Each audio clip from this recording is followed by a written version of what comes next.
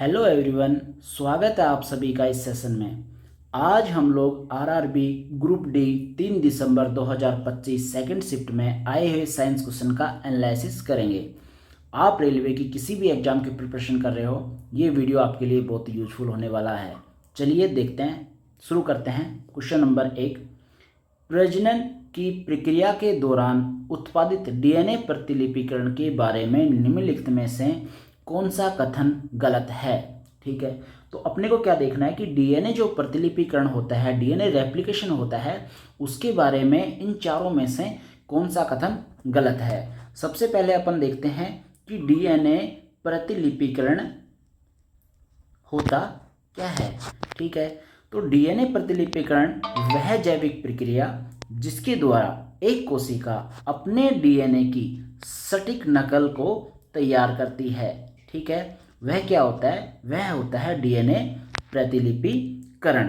ठीक है, यह जो प्रक्रिया होती है यह कोशिका विभाजन से पहले होती है। ठीक है, अब डीएनए प्रतिलिपिकरण देख लिया। अब अपन ऑप्शन देखेंगे। ऑप्शन ए क्या बोल रहा है कि डीएनए प्रतिलिपिकरण पूर्णतः त्रुटि रहित प्रक्रिया है। ठीक है, तो ये अपना ऑप्शन गलत है कि भाई पूर्णतः त्रुटि रहित प्रक्रिया है, तो ऐसा नहीं होता है। जो डीएनए प्रतिलिपिकरण होता है इसमें छोटी मोटी गलतियां हो जाती हैं और हम उन छोटी मोटी गलतियों को क्या बोलते हैं? उत्परिवर्तन। ठीक है, तो ये पूरी तरीके से त्रुटि रहित प्रक्रिया नहीं है। डीएनए प्रतिलिपिकरण, उत्पन्न डीएनए प्रतिलिपियां समान होती हैं लेकिन समरूप नहीं होती हैं। ठीक है, तो जो बनी हुई डीएनए प्रतियां हैं वो मूल के समान तो होती हैं, लेकिन एक वे बिल्कुल समान वैसी नहीं होती, वो समरूप होती हैं। ठीक है, तो ये अपना ऑप्शन ये ठीक है। डीएनए प्रतिलिपियां एकल रज्जुक होती हैं। ठीक है, तो जो डीएनए की संरचना होती है उसमें दो रज्जुक होते हैं, लेकिन प्रतिलिपिकरण प्रक्रिया के दौरान इनको अलग अलग समझा जाता है। ठीक है, तो ये अपना ऑप्शन ये भी सही है। प्रजनन के लिए डीएनए की प्रतिलिपि बनना एक पूर्वेक्षता है। ठीक है, तो अपना ऑप्शन ये भी सही है। तो अपना ऑप्शन जो ए है ये गलत है अपना ऑप्शन, और ये अपने को पूछ रहा है कि इनमें से कौन सा कथन गलत है। तो गलत कौन सा हो जाएगा? अपना ऑप्शन ए इज अपना आंसर। ठीक है, नेक्स्ट देखते हैं। कार्बन परमाणुओं का कौन सा अद्वितीय गुण उन्हें अन्य कार्बन परमाणुओं के साथ लंबी और स्थिर श्रृंखला बनाने में सक्षम बनाता है? ठीक है, तो क्या बोल रहा है कि कार्बन का कौन सा गुण होता है जो उसको लंबी श्रृंखला बनाने में मदद करता है? तो कार्बन में एक गुण होता है जिसको हम बोलते हैं श्रृंखलन। ठीक है, ये श्रृंखलन है, ये कार्बन का गुण होता है। ठीक है, और ये इसको लंबी श्रृंखला, कार्बन इससे कार्बन जुड़ा रहता है, फिर इससे कार्बन, फिर यहाँ पे कार्बन, ये कार्बन, ऐसे करके कार्बन की एक श्रृंखला बनती है। ठीक है, तो यह कार्बन का जो श्रृंखलन का गुण होता है वो इसको एक लंबी और स्थिर श्रृंखला बनाने में मदद करता है। तो अपना जो ऑप्शन देखते हैं, समावयवता, श्रृंखलन, चतुसंयोजकता और अपरूपता। तो अपना ऑप्शन क्या हो जाएगा कि श्रृंखलन इसका आंसर हो जाएगा। अब हम लोग एक बार देख लेते हैं कि समावयवता किसको बोलते हैं। ठीक है, समावयवता क्या होती है? जब दो या दो से अधिक यौगिकों का अणुसूत्र एक समान होता है लेकिन उनके गुण व संरचना अलग अलग होते हैं, उनको क्या बोलते हैं? समावयवता बोलते हैं। ठीक है, श्रृंखलन अपन ने देख लिया। चतुसंयोजकता क्या होती है? चतुसंयोजकता में कार्बन अन्य परमाणुओं के साथ में, चार परमाणुओं के साथ में मिलकर बना होता है। ठीक है, चार बॉन्ड होते हैं, ये कंप्लीट करते हैं। अपरूपता, अब अपरूपता क्या होती है? किसी तत्व का वह गुण जिसमें वह तत्व प्रकृति में एक से अधिक रूपों में पाया जाता है। ठीक है, जो कार्बन के अपन अपरूप देखते हैं वो कौन कौन से होते हैं? वो होते हैं हीरा हो गया, ग्रेफाइट हो गया, ठीक है, फुलरीन हो गया। ये सब क्या है? ये सब कार्बन के अपर रूप हैं। अब अपन देखते हैं कि ये जो सब हैं इनके भौतिक गुण तो समान होंगे, भौतिक गुण ये समान होंगे, लेकिन जो रासायनिक गुण होते हैं वो समान नहीं होते हैं। ठीक है, तो अपन ने अपना आंसर बी हो जाएगा, श्रृंखलन का गुण। नेक्स्ट देखते हैं। बेकिंग सोडा निम्नलिखित में से किस प्रक्रम का उपयोग करके तैयार किया जाता है? ऑप्शन ए डीकन प्रक्रम, ऑप्शन बी हाबर प्रक्रम, ऑप्शन सी क्लोरक्षार प्रक्रम, ऑप्शन डी साल्वे प्रक्रम। ठीक है, तो अपना क्या है कि जो बेकिंग सोडा है, बेकिंग सोडा किसको बोलते हैं अपन? NaHCO3। ठीक है, इसको अपन क्या बोलते हैं, अपन इसको बोलते हैं बेकिंग सोडा। अब यह जो तैयार होता है वह साल्वे प्रक्रम से तैयार होता है। ठीक, साल्वे प्रक्रम में जो कच्चे माल के रूप में यूज लिया जाता है वो क्या क्या यूज लिया जाता है, NH3, NaCl और CO2। ठीक है, इनका उपयोग किया जाता है। अब अपन देखते हैं कि डीकन प्रक्रम। तो जब भी अपन क्लोरीन गैस बनाएंगे, जब भी अपन क्लोरीन गैस बनाएंगे तो अपन डीकन प्रक्रम का यूज लेंगे। ठीक है, हाबर प्रक्रम, हाबर प्रक्रम कब यूज लेंगे, जब भी मेरे को अमोनिया बनाना होगा तो मैं हाबर प्रक्रम का यूज लूँगा। और क्लोर क्षार प्रक्रम, क्लोर क्षार प्रक्रम जब भी मेरे को NaOH, क्लोरीन और हाइड्रोजन ये सब बनाना रहेगा तो मैं क्लोर क्षार का यूज लूँगा। ठीक है, तो अपना ऑप्शन क्या हो जाएगा, अपना ऑप्शन हो जाएगा साल्वे प्रक्रम। ठीक है, नेक्स्ट देखते हैं, निम्नलिखित में से कौन सा कथन दैनिक जीवन में पीएच के महत्व को सही ढंग से समझाता है। ठीक है, पीएच के महत्व को सही ढंग से समझाता है, ये देखना है अपने को। ऑप्शन ए क्या बोल रहा है, अम्लीय वर्षा का पीएच मान 7 से अधिक होता है। तो अपन एक बात जानते हैं, देखो ये मेरा 7 हो गया, ये 14 और ये 0। तो 0 से और 7 के बीच में जो होता है वो अम्लीय होता है। ठीक है, और 7 से और 14 के बीच में क्या होता है, ये क्षारीय होता है। और एग्जैक्ट 7 के ऊपर क्या होता है, ये उदासीन होता है। ठीक, ये क्या बोल रहा है, अम्लीय वर्षा का मान पीएच का मान 7 से अधिक होता है। ठीक है, तो ये अपना ऑप्शन गलत हो जाएगा। ठीक है, क्योंकि जब 7 से ज़्यादा होता है तो क्षारीय हो जाता है। मुँह का पीएच 7.5 से ऊपर होने पर इनेबल घुल जाता है, तो 7.5 से ऊपर होगा तो यह क्षारीय होगा। तो ये भी अपना ऑप्शन गलत हो जाएगा, क्योंकि मुँह का जो अपना इनेमल घसता है वो अम्लीयता की वजह से घसता है, ना कि क्षारीयता की वजह से। अमाशय पीएच को 2 के आसपास बनाए रखता है। ठीक है, ये ऑप्शन अपना सही हो जाएगा, क्योंकि अमाशय है वो 2 के पास बनाए रखता है, और जब 2 के पास बनाए रखता है तो वो बहुत ज़्यादा अम्लीय होता है, और बहुत ज़्यादा अम्लीय होने से अपना भोजन उसमें पच जाता है। ठीक है, मधुमक्खी का डंक क्षारकीय होता है। ठीक है, तो ये ऑप्शन भी गलत हो जाएगा। जो मधुमक्खी का डंक होता है वो अम्लीय होता है, और उसमें मधुमक्खी के डंक में मेथेनोइक अम्ल होता है। ठीक है, इसमें क्षारीय नहीं होता है, मेथेनोइक अम्ल होता है। तो अपना ऑप्शन जो सी है खाली यही करेक्ट है, बाकी जो ए, बी और डी हैं वो इनकरेक्ट हैं। नेक्स्ट देखते हैं, मानव मादाओं में निम्नलिखित में से कौन सा अंग हार्मोन उत्पन्न कर सकता है। ऑप्शन ए लाल ग्रंथियां, ऑप्शन बी अंडाशय, ऑप्शन सी गर्भाशय ग्रीवा, ऑप्शन डी फ्लोपियन ट्यूब। अब ये देखो, जो लाल ग्रंथि होती है वो एंजाइम स्रावित करती है। ठीक है, ये क्या करती है, एंजाइम स्रावित करती है। ठीक, हार्मोन नहीं। अंडाशय जो होता है, ठीक है, अंडाशय जो होता है यह अपना एक अंतःस्रावी ग्रंथि भी होता है, ये ध्यान रखना। ठीक है, अंतःस्रावी ग्रंथि भी होता है, और यह हार्मोन उत्पन्न करता है। कौन कौन से, एस्ट्रोजन और प्रोजेस्टेरोन, ये 2 अपने हार्मोन हैं, ये अंडाशय उत्पन्न करता है। ऑप्शन सी देखेंगे, गर्भाशय ग्रीवा। ठीक है, तो जो गर्भाशय ग्रीवा होती है यह प्रजनन प्रणाली का अंग होता है, लेकिन यह कोई भी हार्मोन को उत्पन्न नहीं करती है। इसके बाद में फ्लोपियन ट्यूब का भी यही है कि यह भी अपना प्रजनन एक अंग है। ठीक है, प्रजनन प्रणाली का हिस्सा है, लेकिन कोई भी हार्मोन को ये उत्पन्न नहीं करती है। तो अपना ऑप्शन क्या हो जाएगा, ऑप्शन बी, जो अंडाशय है वह अंतःस्रावी ग्रंथि भी एक तरीके से, और यह एस्ट्रोजन और प्रोजेस्टेरोन नामक हार्मोन को उत्पन्न करती है। ठीक है, नेक्स्ट देखते हैं, निम्नलिखित में से कौन सा कारक वाष्पन की दर को नहीं बढ़ाता है। ठीक है, ऑप्शन ए क्या है, पृष्ठीय क्षेत्रफल में वृद्धि, ऑप्शन बी तापमान में वृद्धि, ऑप्शन सी पवन की चाल में वृद्धि, ऑप्शन डी आर्द्रता में वृद्धि। अभी देखो, अपने पास में यह कोई कंटेनर है। ठीक है, मैंने इसमें जल भरा हुआ है। अब देखो, जब मैं इसका ये क्षेत्रफल, पृष्ठीय क्षेत्रफल बढ़ाऊंगा, ठीक है, पृष्ठीय क्षेत्रफल बढ़ाऊंगा तो इसका वाष्पन क्या होगा, इसका वाष्पन बढ़ जाएगा। अगर मैं इसके टेम्परेचर में वृद्धि करूंगा, ठीक है, तो भी इसका वाष्पन क्या होगा, वो बढ़ जाएगा। अगर पवन चाल में वृद्धि करूंगा यहाँ से, तो भी इसका वाष्पन बढ़ जाएगा। लेकिन जब मैं आर्द्रता में वृद्धि करूंगा तो इसका जो वाष्पन की दर है वो कम हो जाएगी। आप एक ध्यान रखना कि जो वाष्पीकरण होता है ये व्युत्क्रमानुपाती होता है किसके, आर्द्रता के। जैसे जैसे हवा में आर्द्रता बढ़ेगी वैसे वैसे वाष्पीकरण की दर कम होती जाएगी, और जैसे जैसे आर्द्रता कम होगी वैसे वैसे वाष्पीकरण की दर को बढ़ती जाएगी। ठीक है, नेक्स्ट क्वेश्चन देखते हैं। निम्नलिखित में से कौन सा विकल्प मांसपेशीय गति के लिए घटनाओं के अनुक्रम का सही वर्णन करता है।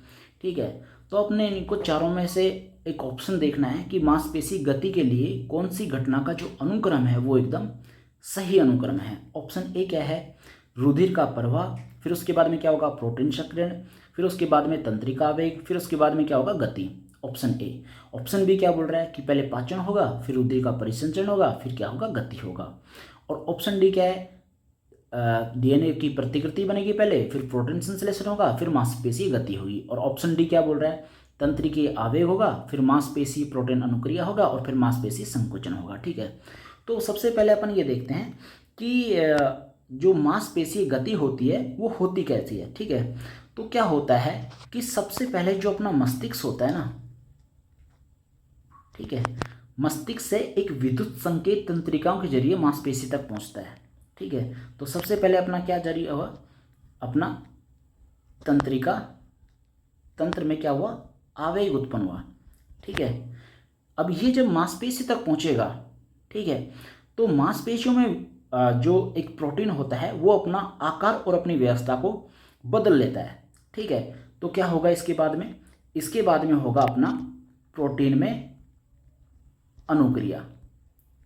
ठीक, अब क्या होगा, जब प्रोटीन अनुक्रिया होगी, ठीक है, तो मांसपेशी सिकुड़ती हैं, और जिससे क्या होती है, जिससे क्या होता है, गति होती है। तो अपना क्या होगा, सबसे पहले भाई तंत्रिका आवेग उत्पन्न हुआ, उससे क्या हुआ, उससे प्रोटीन की अनुक्रिया हुई, प्रोटीन की अनुक्रिया होने से क्या होगा, अपनी मांसपेशी सिकुड़ेंगी, और उससे क्या होगा, मांसपेशी में गति होगी। तो ऑप्शन डी हो जाएगा अपना सही, कि पहले तंत्रिका आवेग, फिर मांसपेशी प्रोटीन अनुक्रिया, फिर मांसपेशी संकुचन।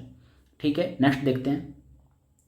पादप कोशिकाएं जंतु पेशी कोशिकाओं जैसी विशेषकृत प्रोटीन के बिना किसी उद्दीपन पर शीघ्र अनुक्रिया कैसे करती हैं। प्रतिरक्षा अनुक्रिया उत्पन्न करके, ऑप्शन बी भोजन विखंडित करके, ऑप्शन सी जलांश में परिवर्तन करके, ऑप्शन डी केवल एंजाइम स्रावित करके। ठीक है, तो जो जंतुओं में जो मांसपेशियों में विशेष प्रकार के क्या होते हैं, प्रोटीन होते हैं जो सिकुड़ने और फैलने में मदद करते हैं। लेकिन पौधों में क्या होते हैं, कोई भी तरीके के प्रोटीन नहीं होते हैं। ठीक है, अब क्या होता है, पादप कोशिकाएं अपनी कोशिकाओं में पानी की जो मात्रा होती है, ठीक है, उसको जो बदलकर अपना आकार परिवर्तन करती हैं। तो अपना ऑप्शन सी हो जाएगा करेक्ट, कि जलांश में परिवर्तन करके जो अपनी पादप कोशिका हैं वो शीघ्र अनुक्रिया करती हैं। Option C is correct. Next देखते हैं। लंबी सीधी धारावाहक सोलेनॉइड के अंदर चुंबकीय क्षेत्र के लिए कौन सा कथन सही है। अभी देखो, ये अपने पास में कोई सोलेनॉइड है, ठीक है, अब ये क्या बोल रहा है कि अंदर कौन सा कथन सही है। तो इसके अंदर जो चुंबकीय क्षेत्र होगा वो सभी जगह पे एक समान होता है। ठीक है, और जो चुंबकीय रेखाएं होती हैं वो समांतर होती हैं।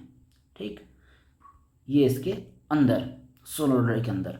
तो ऑप्शन देखते हैं। सभी बिंदुओं पर समान, अंत की ओर बढ़ता हुआ, शून्य है, अंत की ओर घटता हुआ। तो ऑप्शन ए अपना करेक्ट हो जाएगा कि सभी बिंदुओं पर यह समान रहेगा। ठीक है, नेक्स्ट देखते हैं। ध्वनि तरंगों को यांत्रिक तरंगों के रूप में क्यों वर्गीकृत किया जाता है। अभी देखो, ध्वनि तरंगों को यांत्रिक तरंगों के रूप में क्यों वर्गीकृत किया जाता है। जो ध्वनि तरंगें होती हैं उनको चलने के लिए माध्यम की आवश्यकता होती है।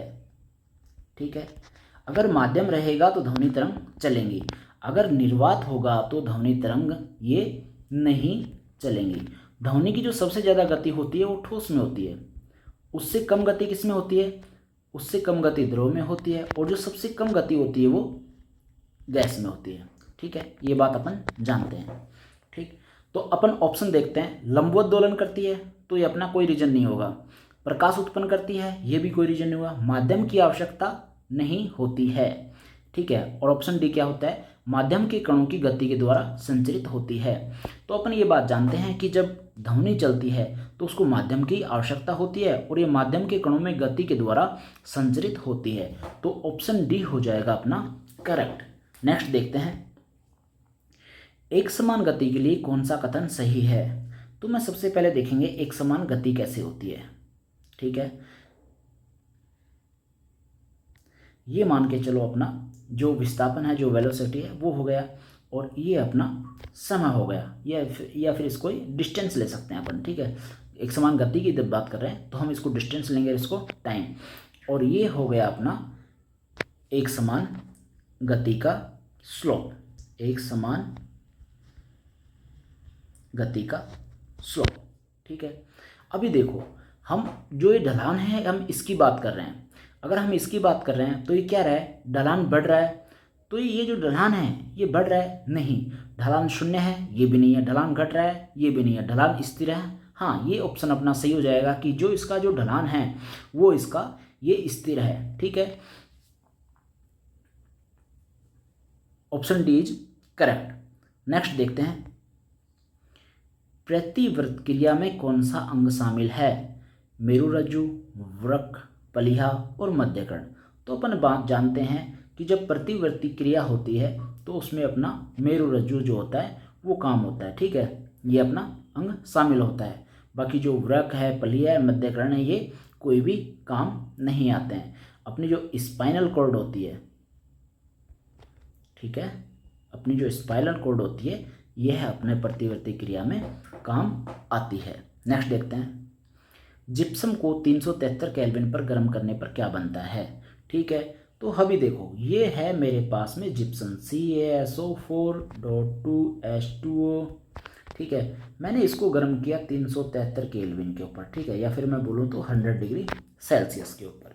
जब मैं इसको गर्म करूँगा तो इसमें से जो पानी है वो क्या होगा, वो निकल जाएगा। ठीक है, और ये क्या बनेगा, CaSO4.12H2। ठीक है, ये बनेगा।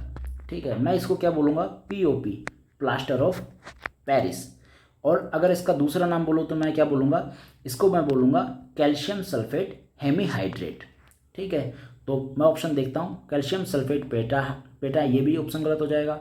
कैल्शियम क्लोराइड ये भी गलत हो जाएगा। Calcium sulphate hemihydrate option C is correct हो जाएगा। ठीक है, तो जब मैं जिप्सम को गर्म करूंगा तो जल का अणु त्याग करके प्लास्टर ऑफ पेरिस या फिर मैं बोलूँ तो कैल्शियम सल्फेट हेमीहाइड्रेट बन जाएगा।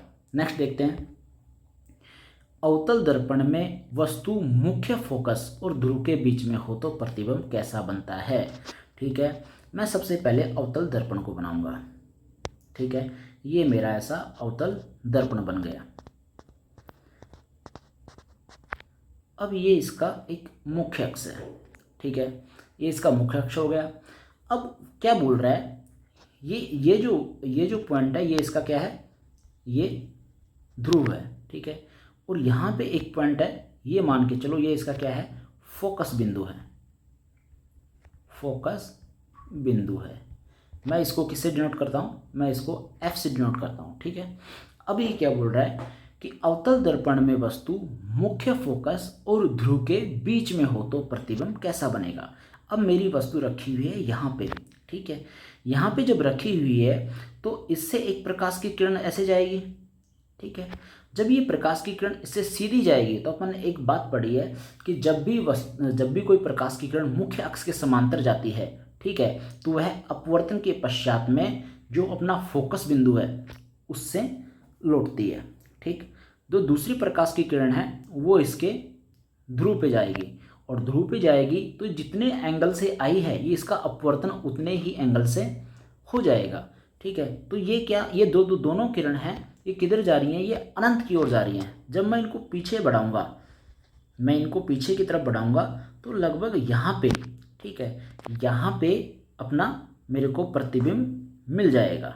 ठीक है, अभी देखो यह है क्या है, यह सीधा है। ठीक, अब यह आभासी या वास्तविक है? ये आभासी है क्योंकि ये दर्पण के पीछे बन रहा है। ठीक है, और छोटा है बड़ा है, ये बड़ा है, ये आवर्धित है। ठीक है, तो मेरा ऑप्शन क्या हो जाएगा कि सीधा भी है, ये आभासी है, और ये जो अपना बिंब है उससे बहुत बड़ा है या फिर आवर्धित है। ठीक है, तो ऑप्शन बी देखो क्या बोल रहा है कि आभासी है, सीधा है और आवर्धित है, तो ऑप्शन बी करेक्ट हो जाएगा। ठीक है, नेक्स्ट देखते हैं, कौन सी अवस्था वाष्पीकरण के अनुकूल नहीं है? उच्च पवन चाल, उच्च आर्द्रता, निम्न आर्द्रता और उच्च तापमान। तो अभी देखो क्या होता है, वाष्पीकरण जो होता है वो व्युत्क्रम होता है किसके? आर्द्रता के। ठीक है, तो जैसे जैसे आर्द्रता ज़्यादा होगी वाष्पीकरण उतना ही कम होता जाएगा। तो जो ऑप्शन बी है उच्च आर्द्रता है, ये वाष्पीकरण के लिए अनुकूल नहीं है। ठीक, अब देखते हैं नेक्स्ट क्वेश्चन, गुरुत्वीय त्वरण जी का सूत्र क्या है? तो गुरुत्वीय त्वरण जी का सूत्र क्या होता है? G equals to G M upon R square, जहां पे जी क्या है? जी है सार्वत्रिक गुरुत्वाकर्षण नियतांक। एम क्या है? ये पृथ्वी का द्रव्यमान, और आर क्या है? यह पृथ्वी की त्रिज्या। ठीक, तो अपना ऑप्शन बी है वो करेक्ट हो जाएगा। नेक्स्ट देखते हैं, उपग्रह की गति के बारे में सही कथन कौन सा है? ठीक है, अच्छा, ऑप्शन ए क्या बोल रहा है? वेग स्थिर रहेगा, चाल नहीं। ऑप्शन बी क्या बोल रहा है? चाल स्थिर रहेगी लेकिन वेग नहीं। ऑप्शन सी क्या बोल रहा है? वेग और त्वरण स्थिर रहेगा। ऑप्शन डी क्या बोल रहा है? चाल स्थिर और त्वरण नहीं। अभी देखो ये अपना कोई ऑर्बिट है और यहाँ पे अपना कोई उपग्रह है, ये घूम रहा है। ठीक है, ये मान के चलो सूरज मान लो और ये अपनी पृथ्वी मान लो। ठीक है, अब ये एक गोलाकार में क्या हो रहा है? ये एक घूम रहा है। ठीक है, तो जब भी कोई उपग्रह, ठीक है, ये चंद्रमा मान लो और ये अपना पृथ्वी मान लो, चलो पृथ्वी को थोड़ा बड़ा कर देते हैं, ये ऐसे मान लो कि ये अपना ये पृथ्वी है। ठीक है, और ये अपना चंद्रमा है। ठीक है, क्या बोल रहा है कि जब भी कोई उपग्रह जो होता है जो पृथ्वी के चारों ओर, ठीक, एक गोलाकार कक्षा में घूमता है, तो क्या होता है? उसको एक समानुवर्ती गति माना जाता है। ठीक, अब क्या होता है, पहले अपन देखेंगे कि इसकी चाल, कि भाई चाल क्या होगी। ठीक, अब उपग्रह एक निश्चित चाल से चल रहा है, ठीक है, वृत्तीय गति में, तो चाल क्या होगी? चाल इसकी स्थिर होगी। ठीक, अब मैं देखता हूँ वेग। वेग में मेरे पास में दो चीज़ें होती है, एक होता है इसका भाई विस्थापन, और दूसरा क्या होता है? इसका दिशा। ठीक है, ये दो चीज़ अपनी उसमें होती हैं, लेकिन जो वेग में जो काउंट किया जाता है कि ये सदिश राशि है, तो जो दिशा है वो हमेशा परिवर्तित होती रहती है। ठीक, अब ये अगर परिवर्तित होगी तो मैं क्या बोल सकता हूँ कि मेरा वेग है वो स्थिर नहीं है। ठीक है, अब त्वरण की भी मैं वही बात बोलता हूँ। त्वरण के लिए क्या बोल सकता हूँ कि त्वरण में भी दो चीज़ें, एक तो परिणाम सदिश राशि है और दूसरी क्या है? दिशा। ठीक है, तो जो इसकी दिशा है वो स्थिर नहीं रहेगी, तो इसका त्वरण है वो भी स्थिर नहीं रहेगा। ठीक है, तो जब भी कोई उपग्रह होता है वो पृथ्वी के चारों ओर चक्कर लगा रहा हो या फिर पृथ्वी अब सूरज के चारों ओर चक्कर लगा रही हो, उस कंडीशन में क्या होती है? उस कंडीशन में चाल तो स्थिर रहती है, लेकिन क्या होता है? वेग और त्वरण जो होते हैं वो स्थिर नहीं रहते हैं। ठीक है, तो अपना आंसर क्या हो जाएगा? अपना आंसर हो जाएगा ऑप्शन बी, चाल स्थिर और वेग नहीं। ठीक है, नेक्स्ट देखते हैं, गतिज ऊर्जा का सही वर्णन क्या है? ठीक। तो गतिज ऊर्जा क्या होती है? किसी गतिशील वस्तु द्वारा कार्य करने की जो क्षमता होती है उसको उसकी गतिज ऊर्जा कहते हैं। गतिज ऊर्जा का सूत्र क्या होता है? गतिज ऊर्जा का सूत्र होता है हाफ mv², ये इसका सूत्र होता है। ठीक है, तो ऑप्शन सी इज करेक्ट हो जाएगा, गति के कारण ऊर्जा। नियोपेंटेन का संरचनात्मक सूत्र किसके द्वारा दर्शाया जाता है? ये अपने पास में 4 ऑप्शन है, अपने को खोजना है कि नियोपेंटेन इसमें कौन सा है। ठीक है, तो नियोपेंटेन, अब ये देखो, नियोपेंटेन को एक दूसरा नाम और होता है 2,2 डाया मैथिल प्रोपेन। ठीक है, ये क्या होता है? नियोपेंटेन। इसमें क्या होता है? एक कार्बन होता है और इससे 4 CH3 कनेक्ट रहते हैं। ठीक है, ये मेरा क्या है? ये है नियोपेंटेन। ठीक है, तो मैं इसको दूसरी तरीके से क्या लिख सकता हूँ? मैं इसको लिख सकता हूँ CH3 4। ठीक है, option A is correct. Next देखते हैं, वंशागति के नियम किस वैज्ञानिक ने दिए? तो ग्रेगर मेडल, इसने वंशागति के नियम दिए थे।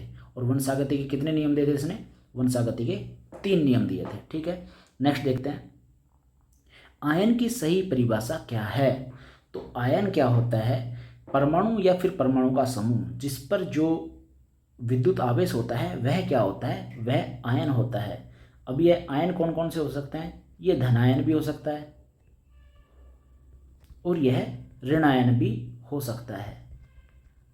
धनायन क्या होगा? जो इलेक्ट्रॉन को त्याग देगा, और ऋणायन क्या होगा? जो इलेक्ट्रॉन ग्रहण करेगा। ठीक है, मतलब जिसके ऊपर प्लस आवेश वो धनायन और जिसके ऊपर माइनस आवेश वो ऋणायन। ठीक है, ऑप्शन देखते हैं, आवेशित परमाणु समूह, समान प्रोटॉन इलेक्ट्रॉन वाला परमाणु, सी उदासीन कण, और ऑप्शन डी न्यूट्रॉन अधिक वाला अणु। तो ऑप्शन ए क्या हो जाएगा अपना सही, आवेशित परमाणु या फिर समूह। ठीक है, नेक्स्ट देखते हैं, मेरिस्टेमेटिक कोशिकाओं में रिक्तियां क्यों नहीं होती हैं? ठीक है, तो सबसे पहले ये देखेंगे कि मेरिस्टेमेटिक कोशिकाएं क्या होती हैं। अब ये देखो, जो मेरिस्टिक कोशिकाएं होती हैं ये किस में पाई जाती हैं? ये पाई जाती हैं पादपों में। ठीक है, और इनका जो काम होता है वो क्या होता है? सक्रिय विभाजन। ठीक है, अभी क्या होता है कि जब ये सक्रिय विभाजन करेंगी, ठीक है, तो इनमें जो सेल का विभाजन करती रहेंगी तो इनको फूड का भाई भंडारण नहीं करना है। ठीक है, और जो रिक्तिका होती है वो क्या होती है? वो भोजन का भंडारण करती है। ठीक है, तो इसलिए जो मेरिस्टेमेटिक कोशिकाएं होती हैं इनका काम होता है सक्रिय विभाजन करना, और सक्रिय विभाजन के लिए आपको फूड को स्टोर नहीं करना होता है। और जबकि रिक्तिका जो होती है उसके लिए क्या होता है? उसके लिए भोजन का भंडारण काम होता है रिक्तिका का। तो अपना ऑप्शन बी हो जाएगा, सक्रिय कोशिका विभाजन व सघन कोशिका द्रव्य। नेक्स्ट देखते हैं, कक्ष तापमान पर किसमें सबसे अधिक प्रतिरोधकता होती है? तो जो कक्ष तापमान पे option A manganese, option B लोहा, option C chromium, option D पारा। तो जो मैग्नीज होती है, ठीक है, इसमें सबसे अधिक प्रतिरोधकता होती है। प्रतिरोधकता क्या होती है? इसको रो से डिनोट करते हैं, और अपन देखें R = ρL/A। ठीक है, ये इसको रो से डिनोट करते हैं, और यह किस किस के ऊपर डिपेंड करता है? एक तो मटेरियल की प्रकृति के ऊपर,